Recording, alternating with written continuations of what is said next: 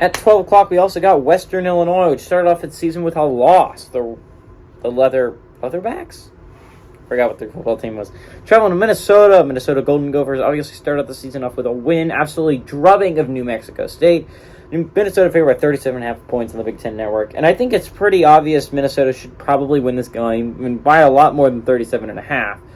I think I'll go over the stats, what happened last week. Tanner Morgan went 13-19, threw for 174 yards, 68.4% completion percentage. Muhammad Ibrahim on the ground went crazy once again because his name's Muhammad Ibrahim, and he's one of the best running backs in all of college football. Had 21 carries for 132 yards and 2 touchdowns. And Michael Brown-Stevens had 3 catches for 52 yards. Now, going back to Minnesota. Minnesota's a dark horse on the Big Ten West. A lot of teams forget about Minnesota because you focus on the two big ones, and that's Wisconsin and Iowa. But Minnesota has a great chance of winning that side this year. Minnesota looks together. They have Muhammad Ibrahim, and that is a big, big deal. I think a large reason why they didn't win as many games as they should have last year is because they didn't have Muhammad Ibrahim, and he's such a huge part of that offense.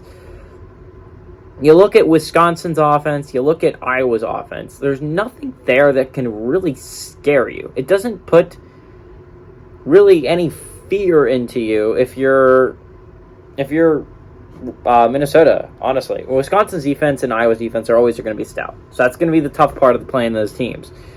But Graham Mertz and I forgot the Iowa's quarterback's name. Spencer Petras. They're not striking fear in anyone's hearts. Purdue's tough. Aiden O'Connell's a good quarterback. There's a lot of things to like about Purdue.